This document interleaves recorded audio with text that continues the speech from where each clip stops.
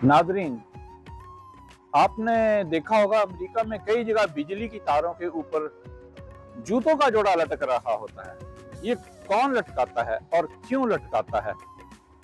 आज मैं मौजूद हूँ अमेरिका की एक नामालूम रियासत के नामालूम शहर के नामालूम मुकाम पर। आप देख रहे हैं मेरे पीछे वो जूतों का जोड़ा लटका हुआ है बिजली की तारों पे।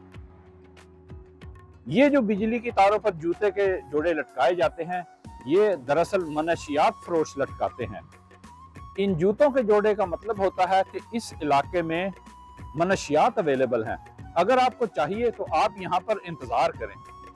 कुछ देर बाद वो आपका जायजा लेने के बाद मनशियात फरोश आपसे राब्ता करेंगे और आपको वो मनशियात प्रोवाइड कर देंगे।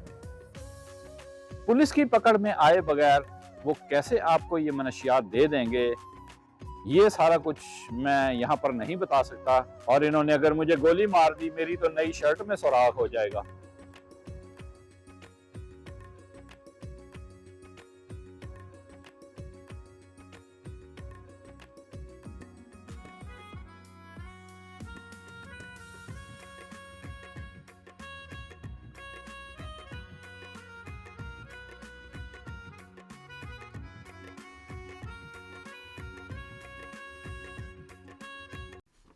मैं हूं अमेरिका से अहमद फराज राव।